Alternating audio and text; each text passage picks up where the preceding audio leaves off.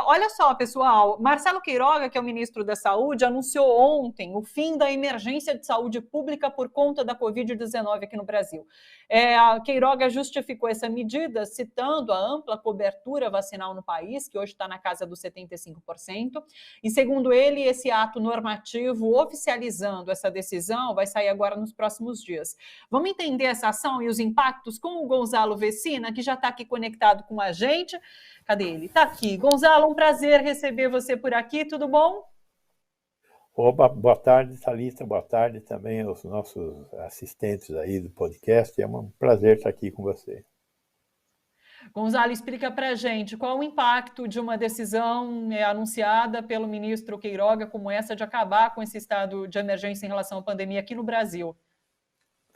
Bom, temos pelo menos duas linhas de análise que nós poderíamos fazer, né? Uma primeira linha é por que o Ministério da Saúde quer fazer isso, né? Que posição o Brasil está ocupando no conjunto das nações em relação à pandemia? Não tem nenhuma explicação boa para isso.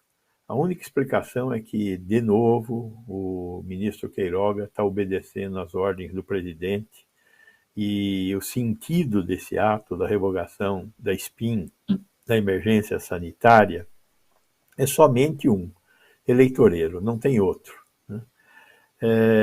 Noto que a decretação da emergência sanitária ela permite a facilitação de um conjunto de atos burocráticos do governo, como, por exemplo, compras, contratações e, inclusive, o registro de medicamentos e vacinas. O registro emergencial, não o registro definitivo na Anvisa, é um desses elementos que muda com a existência da SPIN. A retirada da SPIN fará com que esses registros emergenciais caiam.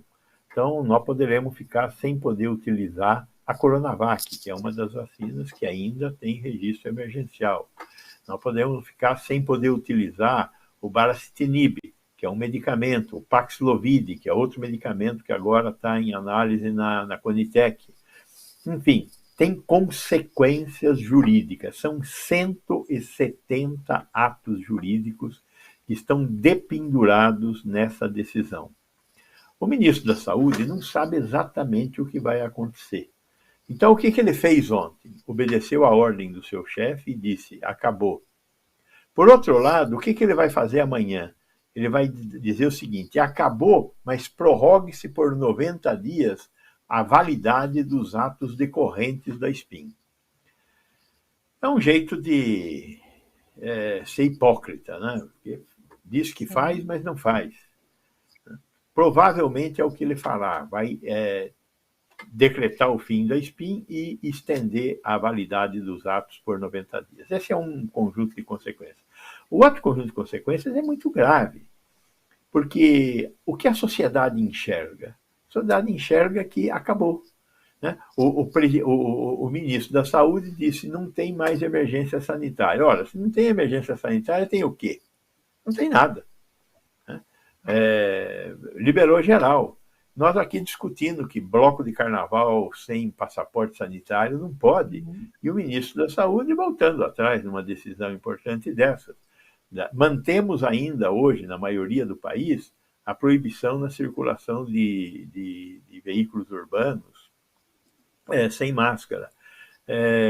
Temos ainda a exigência em eventos de massa do passaporte de vacina. Ora, mas se o ministro da Saúde disse que acabou a emergência, para quê? Temos uma cobertura vacinal de terceira dose de 35%. De segunda dose tem uma cobertura melhor, 76%. Agora, há 4 a 5 meses após a segunda dose, há uma queda na produção de anticorpos, por isso temos que fazer a terceira dose. Qual é a consequência? Nós temos uma cobertura de 35% da terceira dose. Muito ruim, né? Muito ruim. Então, infelizmente, a nossa situação não é uma situação de fim de pandemia. Temos uma média de mortes diária, média móvel de mortes diária de 100 casos neste momento. temos a probabilidade da chegada de novas variantes. Nós estamos vendo lá na China e na Coreia do Sul 2 subvariantes novas, que é a Omicron BA3 e a Omicron BA4 e BA5, que estão circulando nesses locais. Poderão chegar aqui, demora 18 horas uma viagem de avião de lá para cá. Com certeza chegarão aqui, como chegou a BA1, como chegou a BA2, e já estão aqui produzindo seus resultados. Então, infelizmente, a situação não é boa, e o que o Queiroga fez ontem foi um desserviço para a saúde pública brasileira. Inclusive, curioso ele ter feito um pronunciamento para falar sobre essa perspectiva de acabar com esse estado de emergência. Deixa eu só trazer uma contextualização disso que você coloca, de ser uma decisão eleitoreira. De fato, Jair Bolsonaro tinha pressionado Queiroga, inclusive, para fazer essa mudança de pandemia para endemia, né? A gente chegou a discutir isso aqui no programa, isso não aconteceu. E tem esse factual de que anteontem, enfim, ele foi no jogo do Santos, Bolsonaro, e se pede o passaporte vacinal para entrada no estádio, né? Então, assim, tem todo esse contexto também para que essa mudança seja feita, seja pedida, seja exigida por parte de Bolsonaro ao ministro Queiroga, né? Eu não tenho dúvida que tudo isso está interligado e que o objetivo disso situa-se no dia 2 de outubro. Na minha opinião, essa foi a motivação do Queiroga, essa é a motivação do presidente pedir ao Queiroga a revogação do estado de epidemia e passarmos ao estado de endemia, coisa que nós não estamos vivendo, certamente. Perfeito. Deixa eu só trazer uma dúvida em relação à Coronavac. Você até coloca, né, Gonzalo, que ele pode estender agora para 90 dias após ele tirar esse estado de emergência. Compromete a compra de Coronavac, já que ela não tem esse registro oficial ainda, ou não? Não compromete. A Coronavac, ela está com o registro emergencial por conforto do Butantan. O Butantan, como as outras 3 produtoras de farmácia, de vacina, poderia ter pedido o registro definitivo.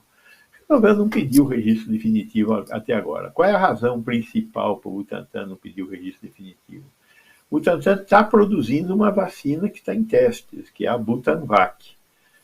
O interesse do Butantan seria que ele terminasse de fazer os testes e disponibilizasse não mais Coronavac, mas Butanvac para o Ministério da Saúde. Porém, eu acho que esses tempos não fecharão, porque ele não está conseguindo terminar os estudos clínicos da Butanvac. E nós precisaremos da Coronavac para conseguir vacinar crianças e jovens. Ela está pedindo autorização emergencial do Ministério para usar em crianças abaixo de 5 anos. E hoje, ela e a Pfizer seriam as 2 únicas vacinas disponíveis para vacinar essa faixa etária. E é uma vacina extremamente segura, né? Eu gostaria que meus netos tomassem essa vacina pela segurança que ela tem e pela resposta imunológica que ela já demonstrou aqui no vizinho nosso, no Chile. Então, eu espero que a Anvisa libere a venda da Coronavac, a entrega da Coronavac, e espero que o Butantan peça o registro definitivo da Coronavac.